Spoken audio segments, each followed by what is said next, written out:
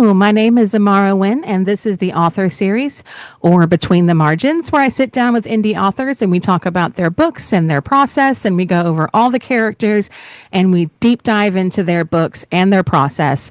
And today I have an interview with a lovely author that I am not even going to attempt to pronounce her name. I know her first name is Jules, but I'm pretty confident I'm going to say her last name wrong. So let's not do that. Let's be respectful. Whether you're listening on a podcast app like Spotify or Apple, or you're watching this on YouTube, welcome. I'm really hoping that you will consider liking, subscribing, or commenting or something because it helps a girl out. Don't you want to help a girl out? It's awfully nice of you. So consider helping a girl out. If you would do that, I will be your best friend. Don't you want a blue-haired girl with way too many tattoos to be your best friend? I thought so. So I hate asking, but would you mind considering it? Also, I myself am an indie author. I put out my first book last year. And with that book, which I believe it was in December, you can get it on Amazon Kindle Unlimited, and most major book outlets in paperback, or you can purchase it from me directly for a whopping $20, where it will come signed and in a nice pretty pink box. And that pretty pink box will have so many things packed into it for you to have a lovely night of home of self-care, plus lots of bookish items. So I would love for you to read it, review it. Reviews are always important. But that's enough about me. My book is going to be up there. The box is up there. In case you're listening to this and you can't see it, it's okay. You can go to my website, which is all linked in the description. And let's go ahead and just jump straight to our interview with Jules. Hello, my name is Amara Wynn, and today I am sitting down with Jules Dalla-Libera, and she is currently in Australia. How are you doing today, Jules? Good morning. I am doing good. Morning. Oh, I forget because it's morning there where it's 6:30 at night here. Jules is not from Australia, which I'm glad I know that now because it makes a lot more sense. But she is a copywriter by trade. And wait, you're a journalist too? Oh, I trained to be a journalist and then I went into PR and then I got into copywriting. Oh, I see that. Yes, you were trained as a journalist and then dipped your toe into public relations, then found her way into copywriting where she wound her words online for more than a decade. And as an avid bookworm, which we're going to find out which books she's currently reading, her entire life, it is no surprise that she uncovered a passion for writing her own books. And she carries an intense love of fantasy, which shows in your book. And I'm so excited to talk about it. The book is called That One Small Spark. It is your debut novel. Sure is. It's going to be a trilogy? It is, yes. Okay. And it will absolutely be a trilogy, not it's a trilogy, and then I might add a few more. So, like, definitely a trilogy. Okay, that's good to know. You also are very busy writing real estate copy and running around with your very spirited daughter, your two very needy staffies, whom I've met, and they're beautiful. And you hang out by the lake, you go to the gym, you decompress, you have lots of adventures overseas, and you usually have a book or an audio book with you at all times. Welcome, Jules. How are you? Tell us about your book. We need to know everything. Spill everything. Thank you, and thank you for having me. So my book is it's a spicy romantasy. So it's got the spice, but I would say it's more heavy on it's more about the plot. It's more about the story and the escapism. That's what I was saying. So like I love escaping into books. When I'm reading books, that's what I wanted to give my readers. So it's an escape into 1590s Scotland. It's when the first big witch trials happened there. So I started doing some research into the witch trials, and then went, I could create an amazing story to bring that whole period to life, but also make it into fantasy with magic and, witches and fairies and, trolls and like all those exciting things. So that's basically what it is. It's this journey of my main character. Her name is Elspeth. So she finds out, or her best friend gets arrested for witchcraft. And so she's had no idea. And her friend says, actually, yes, I am a witch, and I got my powers from the Queen of Faerie. She gets taken away by the police, and Elspeth's just like, oh, what can I do? I need to help my friend. There's nothing I can do. what I'm going to do is I'm going to go to Faerie and I'm going to find the queen and I'm going to ask for her help. So that's basically, we're in Scotland and then we are journeying into Faerie. Yeah. So I've seen it, and I just talked about it with you. It is kind of like the Akatar meets the Outlander. I felt like it was more Outlander, but I could see the comparison. When you were deciding that this was the book that you were going to write, you have the witch trials, you have the Fae world, you've got these character voices. What made you decide that this was the story that I was going to write? What inspired it? I know that you had mentioned that you are from Scotland, that you are Scottish. So why witches? Why Fae? Why mix this together? Right, so the town that my character lives in North Berwick, it's where my parents grew up. And so, like, I went there a lot when I was a kid. It's got a lot of history, it's got a lot of culture. You learn all about that past, like the witch trials, everything like that. It's always interested me. So I started researching it. And so what I found with during the actual witch trials was like these witches would say, oh, it was the queen of fairy, she gave me my powers, or fairies, like it was very intertwined, the whole stories between witches and fairies. Like, it wasn't this, it wasn't separate worlds like back then. It was, people in Scotland, they would talk to fairies, or they would see they would think they would see fairies, and they would leave stuff out for them, like for the brownies, and you leave like a thing of milk out for the brownies to keep them happy and everything like that. So it was very kind of intertwined into life. So I thought, oh well, how can I make this into a story that other people would want to read? So I took that, like the main, the idea of, this is real, this is the witch trials, this is very gritty, and like what happened to these men and women who were accused of witchcraft, and then blend it into like this magical story where you kind of get swept up in it all, and you get carried to a different world, basically, because that's what you want when you're reading a book. You want to be carried away to a different world. So that's what happens to my character. I don't. We have the witch trials here. I don't think I've ever heard anybody here, like in Salem, linking magic and fae. I kind of now need to do some research to see if there was a link, and that we didn't talk about it, or maybe I just missed that whole point. Yeah. When were your witch trials? Like, which, roughly? Okay. So this was late 16th century. So it might be might have been a bit earlier. So like that whole kind of idea of like fairy life being, intertwined into your life, it might have been more part of it than in the States. And I think that was a little bit later on. So Yeah, so I was going to say 1700s, but I was so afraid I was going to be wrong. It says it started around 1629. all So right, well, that's later, yeah. yeah, it's close. I've never even I guess because, and I just went to Salem too. And you get to do all the fun little tours, and there's nothing fun about them, but it's very interesting. But in all the tours that we did, I don't remember everybody. I'm going to have to dig deep into that because I am very curious. And you do this. I'm used to holding a microphone, so this is new for me. You do this really blend of the historical Scottish heritage with the fairy, so seamless. I mean, you have the story. What actually came first? Was it because you learned about it as a kid, or was it the research that made you decide, yeah, I need to write this? So yeah, so it was all kind of, I guess, cumulative. So like you're growing up with all of that. You're growing up with history. So like I think I said before, so my uncle is a historian. He taught history, and so like he used to do ghost tours. So he would blend the stories, like the history, into stories that people would want to be listening to, and like you would really want to get involved in.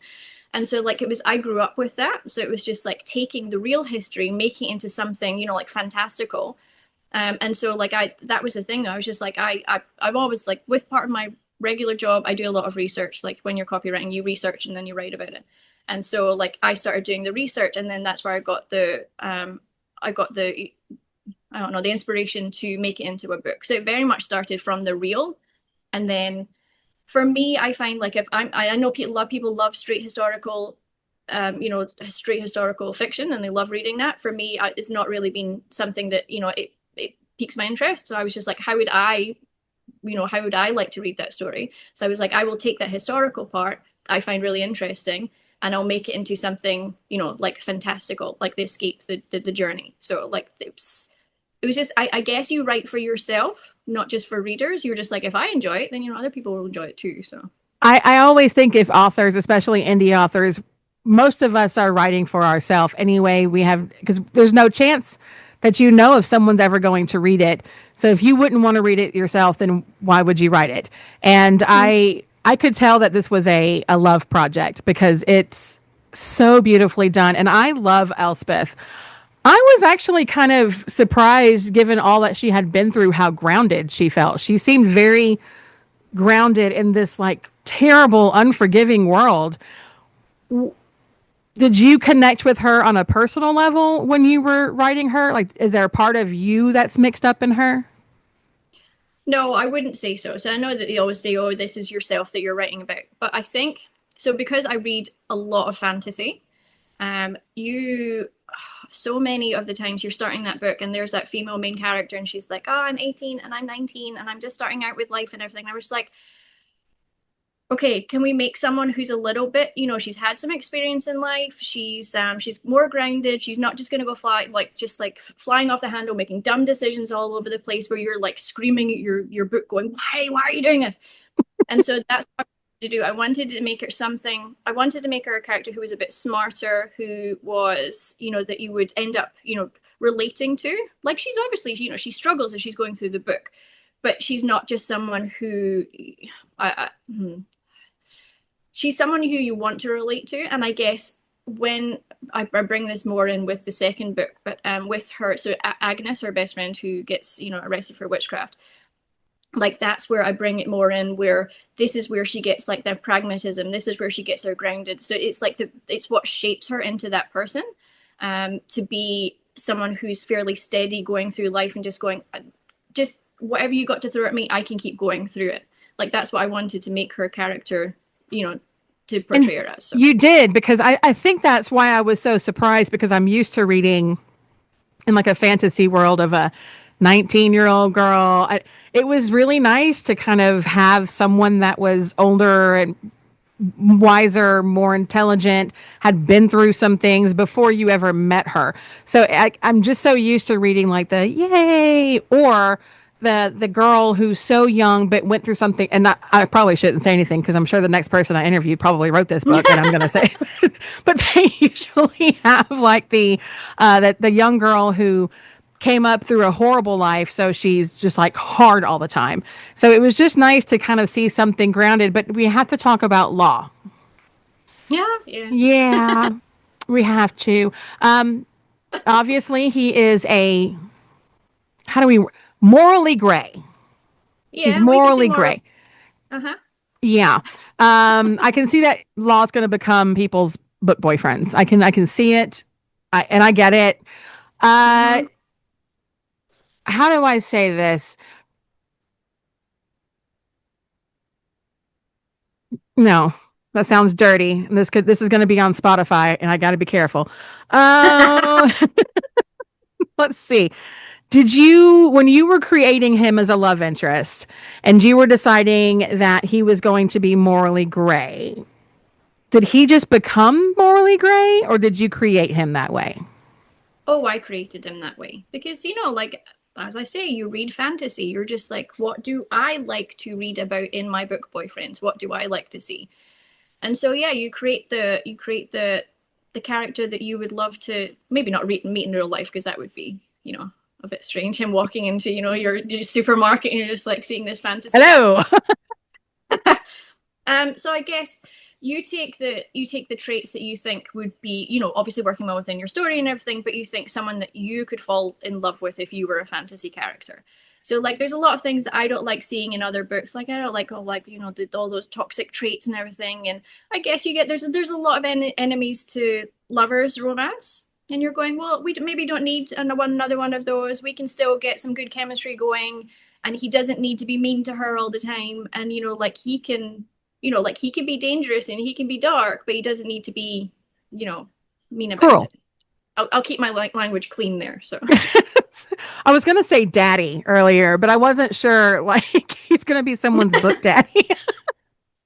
Well, yeah. Well, you've got the whole shadow daddy, like that's a whole, like Yeah. the trope thing as well. But one of the things that it's hard for me because it took me so long to write the book and get it out and everything.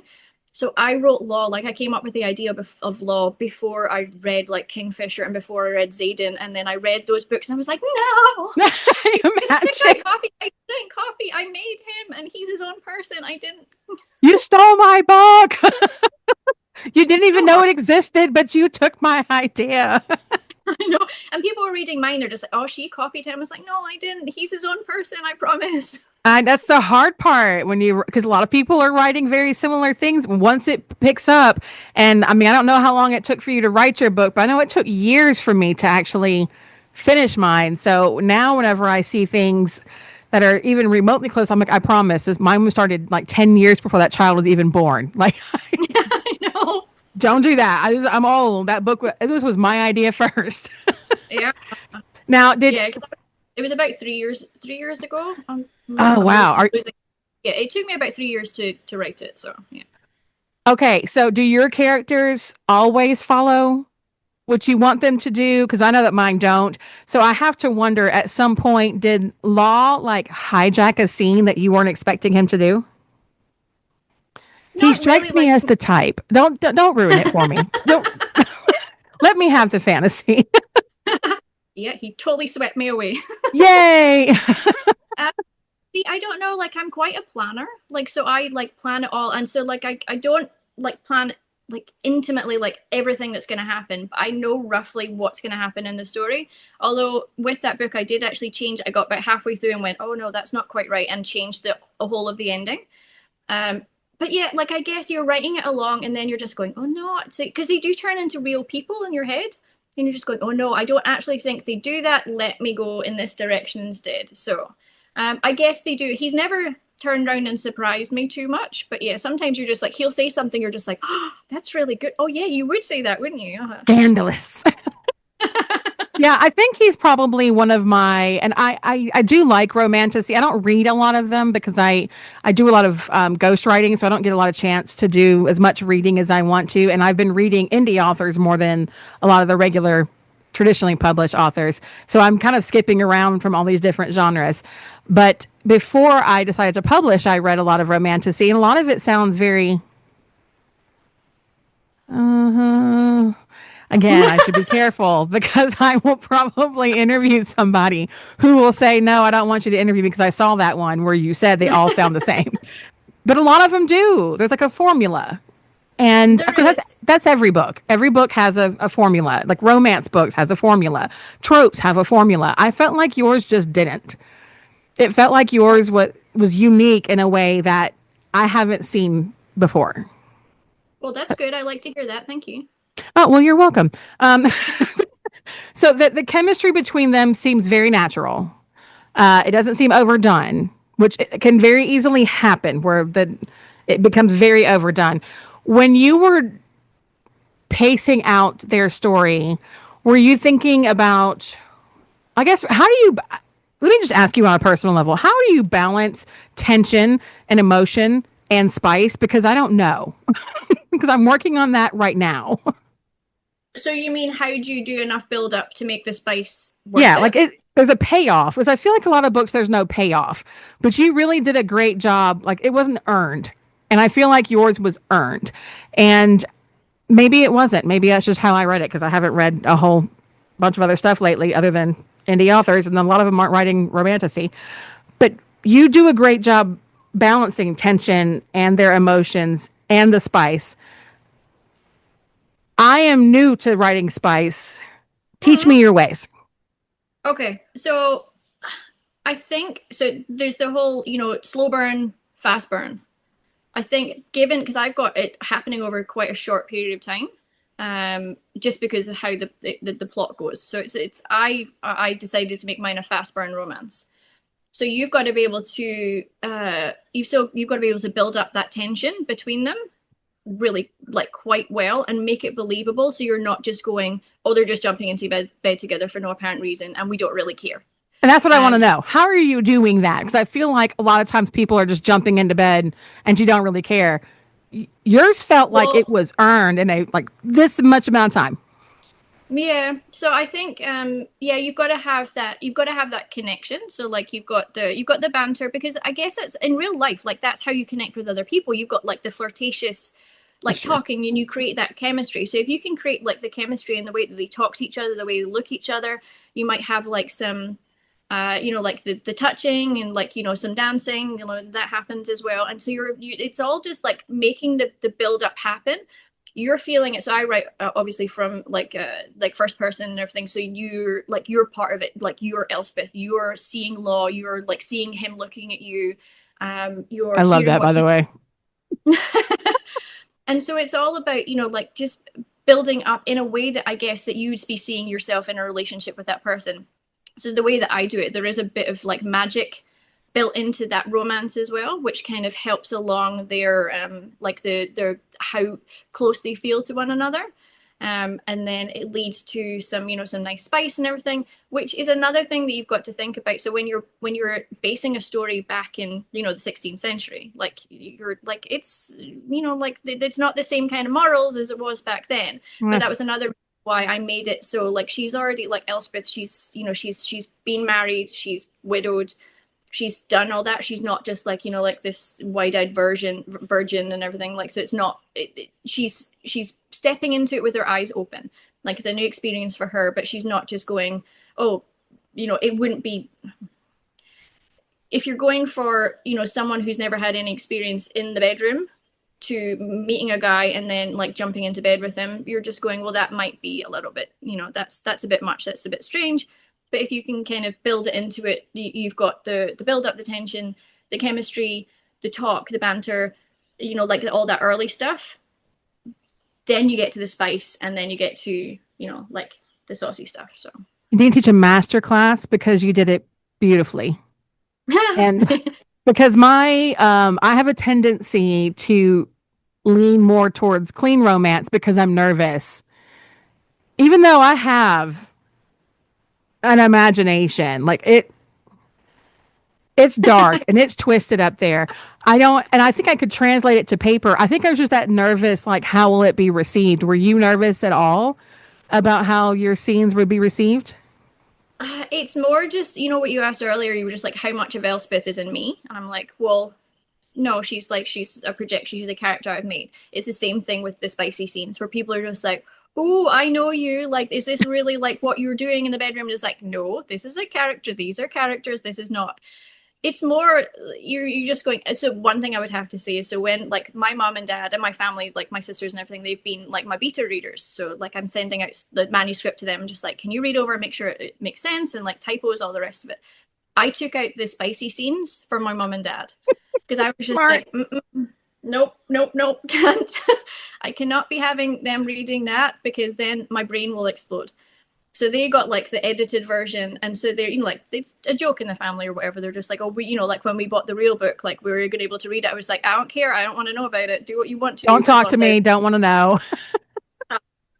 But yeah, like the spicy If your stuff, I mother guess had given you like lessons on how that was wrong, how you did it wrong. we no, we do not we don't talk about that side of it. My sister does. She loves winding me up. She's like, no, Oh, that would have been hilarious. that no, thank you. Um, but yeah, so like the spicy stuff, I guess, because it's the same as with when you're reading fantasy. So there's a lot of stuff that you learn that you love within the fantasy books that you read. You're just like, I love that whole that whole feeling that you're getting. It's the same with spice. So like if you read a lot of other spicy books, you're just like, oh, I love the way that that worked. I love the way that that worked. I didn't like that. So you're using a lot of experience from the books that you're reading to go, I love those vibes. How can I create that myself? So That's a really good answer. And I guess I just don't read enough spice in my life. Maybe that's my problem. I I will just, absolutely give you recommendations if you want. please do. Please do. Send me recommendations because I just haven't read a, I don't know why I haven't. I know, like, literally the romantasy genre for me is fairly new, especially like the dark romantasy. It's new for me. So, I mean, I don't know what I was reading before, but it was not that. Yes, it's a step. It's a very interesting step. It is. It is a very, but I used to think people would judge me for reading it in public, and now I'm like, I know everybody's reading it, so it's fine. I don't have to feel so weird. I'm old, so we're still. The girl with blue hair and tattoos is worried about somebody somebody else may think. That's just stupid. I know. Well, that's like, so, like I'm always like, I do a lot of like reading for listening. And so what on my audiobooks, I'll have like one earbud in and I'll just be walking the dogs and I'll just be like walking along with a smile on my face. I'm just like, if people could hear what I was listening to. That's what I should do. Audiobooks. I need to do like an audiobook that has a cast, so I can. Yeah, well, they're definitely moving more into that, or doing the duet ones where you've got like the female point of view and wherever the guy speaks, like the guy, like you get the male narrator coming in. So that's a really interesting way to do it too. I'm gonna have to like dive into that. Yes, I will hit you up for some recommendations. I've noticed a lot of people, and I felt this way too. Felt like that you kind of hooked them from the first page. I was hooked from the first page. Was kind of angry about it too because I needed some sleep, but I didn't get any. So I was secretly cursing you while I was like, oh, okay, now here, let's just keep going. How did you approach that? Like you opened strong, and we were sucked in from page one. That's a gift. Again, teach us. Well, that's kind of interesting actually, because it's a different start to my original published book. So the book, the start that you read is different to how I published it. So when I first wrote my book, I was just like, I will do a prologue. We'll meet Elspeth, and then we will. So what was we're doing? We're very like a soft introduction into the fantasy world. We're finding out what she's thinking. Is this the version you read? No, I don't think so. I got it on Kindle, so yeah. No, you've read the new version. That's fine. So this one was just like it was a very, I guess, for people who haven't read a lot of like romantasy or fantasy, like it's a good introduction. It's a very kind of soft. We are learning about. Okay, her. I should have started there then. Yeah, so we're like that's where we're like, but it was like too much. It was you got the balance between showing and telling. Yes. So that way too much telling. Where I guess in your first book, like you're learning everything as you're going. So I published it, and then I didn't make the mistake, but I read the reviews. And so some were not so great, and they were just saying it's a bit of a slow start, it's a bit too much telling, not enough showing. So I was just like, right, I can change this. I'm an indie author. I can do whatever I want with my book, even though it's published. And then I rewrote the start. So I came in and rewrote that completely new start. I made it like the whole I'm gonna throw you into this world that Elspeth lives in. Yeah, that's what I got. Yeah, so I'm gonna be, showing you more what she's like, showing you the relationship between her and Agnes, where that wasn't really there before, and then wind it into the journey that she goes into from there. So yeah.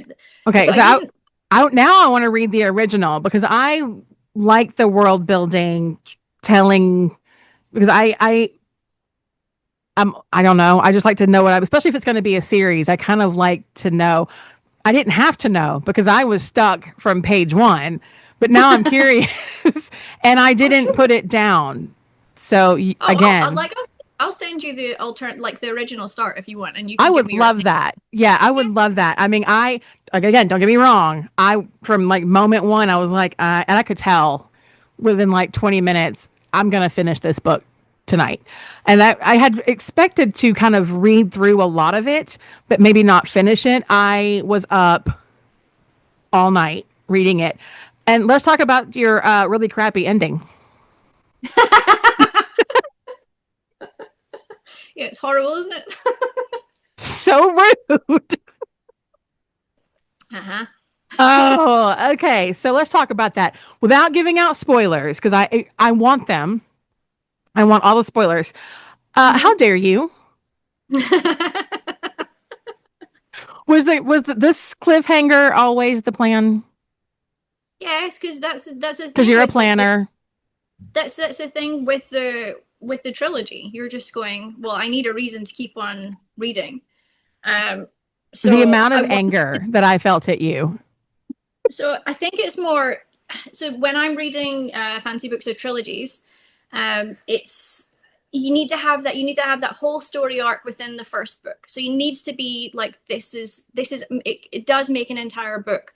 Things get wrapped up and everything like that. But you're going, but what happens next? So yeah, I want to have that really fulfilling story in that first book, but also be like, oh yeah, but I want to know more. So yeah, I that's kind of felt like for a moment that this was being wrapped up, which I didn't know that it was going to be a trilogy. So I was like, and then I had to go back and look, and I was like, okay, the first. Okay, yeah. okay. Which, because I mean, I was literally like, what what? I almost messaged, and I should have because the time difference, you probably would have been awake. I did not, I thought it was a standalone. Mm-hmm. Yeah.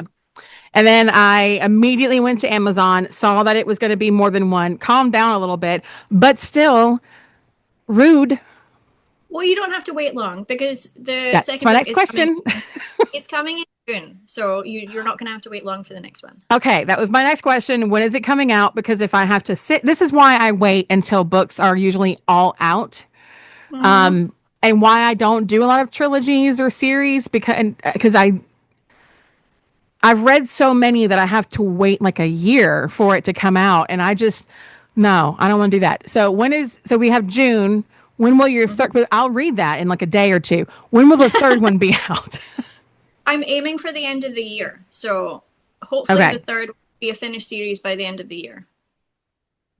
Okay. But So it's all about life and how much time life gives you to write. So no, what? No, it's about your readers who want to know exactly. As quick. someone whose life got turned upside down, I get it, but still, it's me. I need it all about me. Can I have it? Yeah, so well, I'm in the middle of editing. So before I came on here, I was like, I'm doing it. I'm doing final edits on the second book. So yeah, like then it's going to go to beta readers and then ARC readers, and then yeah, mid June. It's. Can you tell us anything about book two? Nope. Um, yes. So with book two, My we've heart got just sank. with book two, we are going into another world again. So it's hard to say. So the people that haven't read book one, without giving away too much to go into book two, but yeah, we have another journey for Elspeth. We go into a completely different world for her. Okay. And we have another very interesting man coming along, who we may have met in the first book. So we get to see a bit more of him. It's a bit more, I would say, we're going into found family. That's another kind of trope for Romantasy. We're going into found family vibes a bit more with that. And yeah, just some more spice, but also we're taking our spice in a little bit of a different direction. So for people who are wanting a bit more, we've got a bit more of That was my other yeah. question. Are we going to increase the spice? Okay, for those who have never read it, give us like the range of spice. I mean, is it like 1 through 5? Where would you say it lands? Yes, so it's difficult because there's some people like my mum who's never read any spice whatsoever, and then so she would probably put it at a 5, but it's not. So the way that I think most people who are like fairly, seasoned romantasy readers, they normally place it about a 2.5. So I have got, so you would say 3 spicy scenes in the first book. Yes, yes, So you do. I read them all. I don't want it to take over. Like that's one of the things. So yeah, you can absolutely read those spicy books or like the steamy books where you're just going, I'm in it for this. I'm in it for the spice. That's my main goal here. But I wanted to make it to be, it's like it's a development of the relationship. It's just, it's another form of escape. Is like those little spicy scenes. Like when you're reading, they were just going, oh yeah, I like that. But I never wanted it to take over. So like that's the thing with the second book. I'm not wanting to take over again, but you've also got to make it, you can't just have the same kind of spice all the way through because then you're just going, I don't need to know this. Like you can just have a closed door on that one. But yeah, so you've got from maybe closed door is like your very least amount of spice, and then you've got maybe open door, and then you've got maybe like my one, we've got like about 3 open door scenes where you're seeing what's happening. 4, it gets 4, like maybe about 4 out of 5 would be like it's getting in there, and 5 out of 5 you're just going, there's way more spice than there is plot. So So where's book Mine's two gonna land? still the same. So it's still the same, like the Just a same little bit level. different. It's just different spice that you'll be like, yeah, I like that too. What kind of so many questions that I can't ask because I don't want to give any spoilers. What kind of reader do you think should pick this book up? It's actually, I would say it's a fairly broad range. So, like with my, because you know, when you're an indie author and a lot of the people who first read your book, it's your family, it's your friends. So, like, I've had like I've had my mum reading it. I've had my mother-in-law who is in her 80s and she loves it. She's never read fantasy, she's never read romantasy, and she's just going, I am down with this. This is such a good story. She loves the spice as well. She was like, I love the spice. And then you know, and then there's other people like who I'm part of an indie group, and they've come back to me saying, look, I like fantasy. I'm not into romantasy. It's not my thing. I don't want all that kind of like like the romance side of it. They're just like, I loved this. There was like the actual solid story going through it, that even if you're not into the romance, like that was, the rest of it was so good to keep me, to keep me all the way through. So I guess, yeah, I would say anyone who wants to read it. Like, even I would say obviously we're gonna go for females more than, or females. They see I'm stuck in the fantasy world saying females rather than women. I would say probably women are more likely to read it, and definitely 18 plus, because of the spice.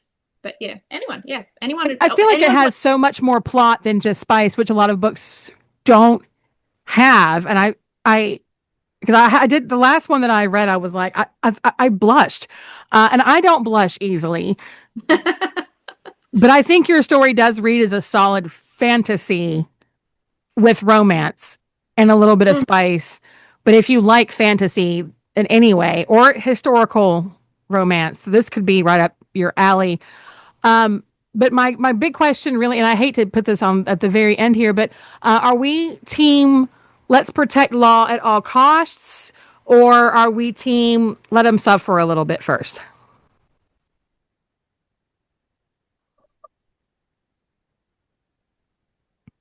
I'm not sure I can answer that. I Uh, know. See, it's hard interviewing people when you don't know how. I mean, I know where I sit, but I'm wondering if I'm in the right place of where I should sit.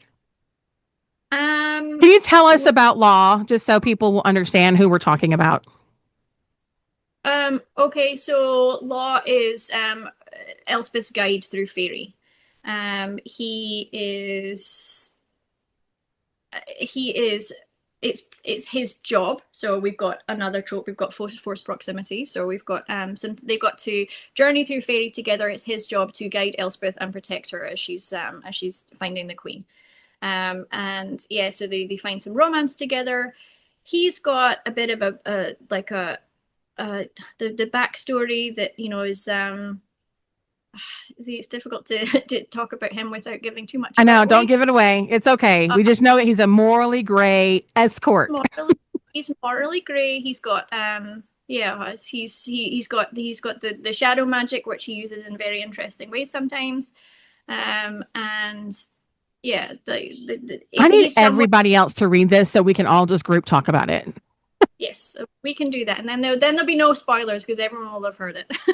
It's so hard. All right. So when this series is done, are you going to keep writing? Oh yes. So Okay, like good. if I did not have to life and like do all the work, I would be writing books all the time. It's what I love to do. This is my joy. So yeah, I've got on my laptop, I've got probably another like 5 or 6 ideas of books I want to write. So there's a few different ones in there. A lot of them are kind of historical. There's another Irish one that I'm wanting to look into. We were saying before that you traveled in Ireland. I went traveling with my friend in Ireland, and I saw this story about like these gallows glass soldiers, and I'm like, oh, that would be good. So yeah, I've written that down. There's also a time back in Edinburgh. There was these two famous. They were grave snatchers. Called Burke and Hare, and so they're really like interesting characters as well. And I was just going, I'd love to. So doing the same thing, you're researching the actual history of the time, and then creating a story for people to read now, and like making it, like more relevant, and like creating like that whole kind of fictional story around the nonfiction. So really, like your background in journalism and copywriting and research is more beneficial to you than it is for most people. It is. And so like when I went to uni way back when, I did Scottish history, art history. Like that was my majors when I went to uni. So like I did all that, and I love doing the research, and I love finding out, like all that interesting stuff about history that, like might have been forgotten, and then bringing it to people now in like an interesting way that they would also, want to read about it. So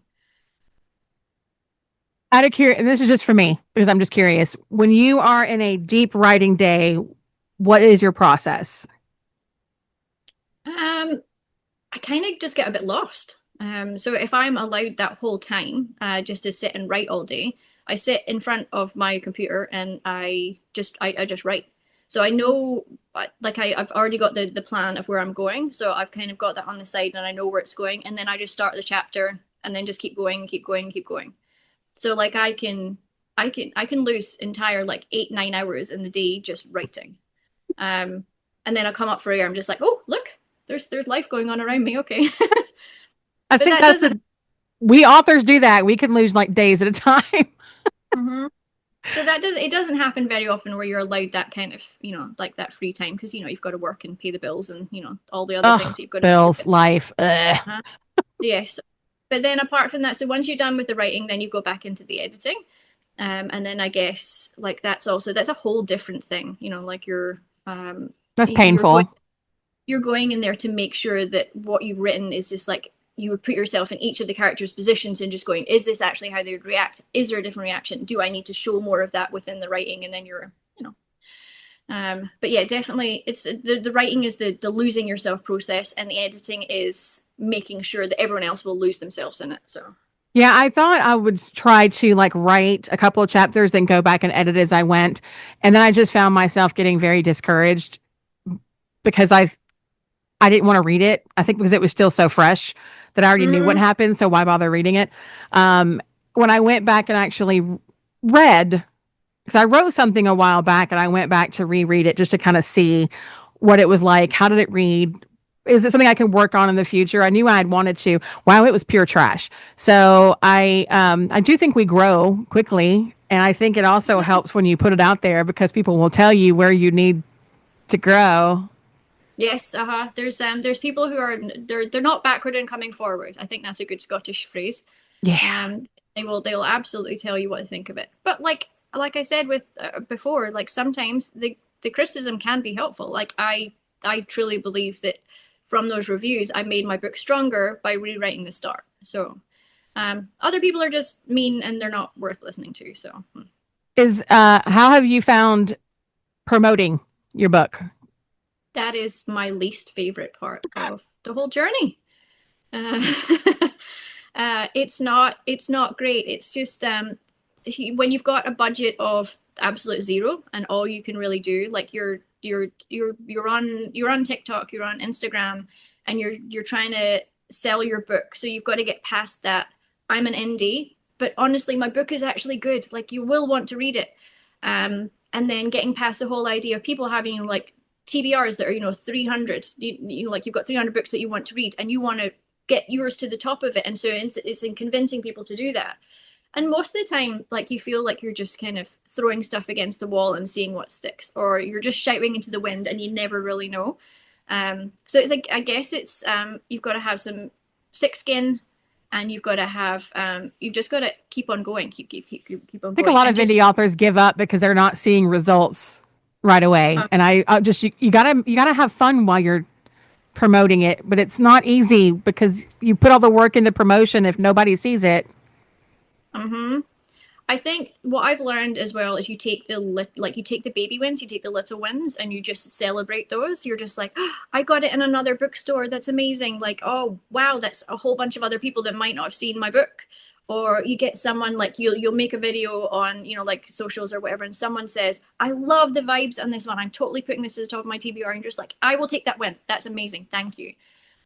So you're just going, no, I'm not going to be on like every single bookshelf in the whole world, and I'm not going to make it to the top of like the bestseller list or whatever. You're just going, yes, eventually that might not happen, or that might happen, but I will take all my little wins now, and that's what keeps you going. So I think every indie author needs to hear that. And then my final question is more because it's been on my nerves lately. Where are you ever worried about being accused of utilizing AI? ugh. um I don't think so, because see, like, I in copywriting, so I've been a copywriter for the past 15 years, and slowly people, like, clients are wanting to use AI instead of like me, because they're just like, well, why do I need to pay you, you human? Like, I can Yeah, just as a put it into ghostwriter, I worry about that. they're just like, I'll just chuck some stuff into chat GPT and it's going to do the exact same job as you. And you're going, no, it's not, because I have a heart, and my heart and, like, my creativity goes into what I'm creating for you. And it is people, it's humans who are going to read that. So it needs to be a human who writes it. And it's the same thing with writing a book. Like, it's just, if you haven't got that heart, you haven't got that soul in your book, readers are going to see that. They're just going, well, this is, it's not written by a human, it's not written by something with soul, there is no soul in this, and so I can't relate to it. And I I think think that's my that's big concern is that because I am a fan of the M dash and I am the fan of the rules that I learned when I was in school. That's how we were taught how to write. And now I worry because when I was writing it, none of these were concerns. When I was writing this years ago, that was never even a thought that somebody would say, oh, that's AI. I was like, oh, well, it wasn't when I wrote it 4 years ago or 6 years ago. No one even talked about that. So I there's wonder all if other indie authors are worried about being accused. there's all those kind of supposed things. You're just like, oh, if you see this, if you see the M dash being used too often or whatever, then it's AI who wrote it. But I think you can get, like, from just reading the book, you can tell whether there's a human soul behind it, I agree. or not. Like, I think you can tell. It's I just like, agree. it's like with my audiobooks, like, I love listening to audiobooks, but if it's, I'm not going to listen to it if it's, because some people are going, oh, maybe we can go AI narrators. I'm going, no, because there's no soul behind that voice. Bring to life the book for me as a human, because I'm a human who wants to listen to it. I don't want to listen to a robot who's reading out to me. It loses everything. I agree. I'm glad you said that because it's a new. I mean, like, right. I know that one of the new tells is the Oxford comma, and I am team Oxford comma. Uh, I've had this mug for like, I don't know, 15 years. When the people in the debate started happening. So I do wonder if anybody else worries about it. But at the end of the day, I mean, if you don't use it and you get accused, all you can do is just move forward. Because if somebody actually read your book, they would know that there is heart and soul behind it. I like that. You have been amazingly delightful. I want to ask so many more questions that you can't answer because we don't want to give anything away. Like, why torture me with the end of that book? Why? Even though I get it, why? So give me your quick elevator speech so we can take that and put it everywhere. Give me your elevator speech on why people should read your book. This is your escape from all the horrible, difficult things that are happening in life just now. You will find a book boyfriend to love. You will find a FMC that you will relate to and you won't want to shout at. It's a whole journey. It's all magic. It's all just it's just an escape. You want the escape? I give you the escape. That's beautiful, Jules. You're so much fun.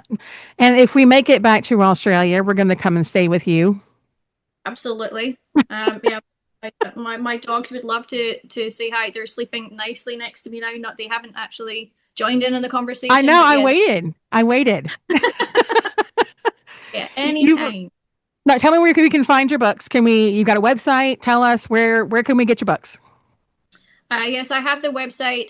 It's more for information right now. It's will be at some point for doing the fancy signed copies and all. I'm wanting to do sprayed edges and everything, but right now that's on the to-do list.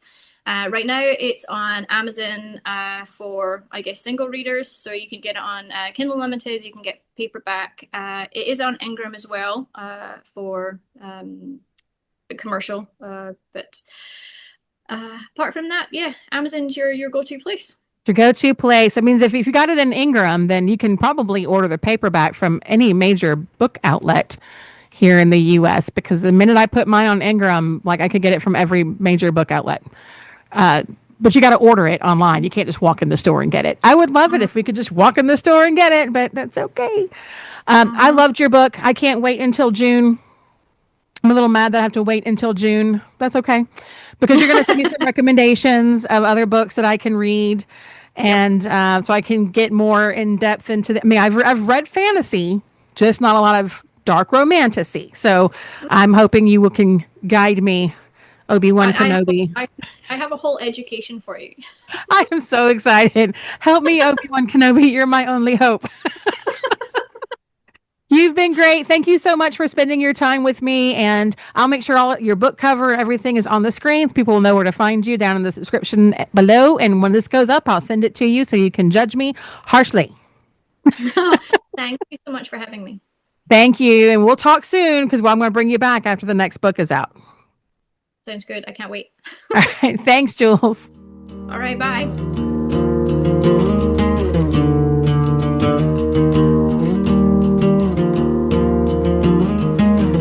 I learned how to hold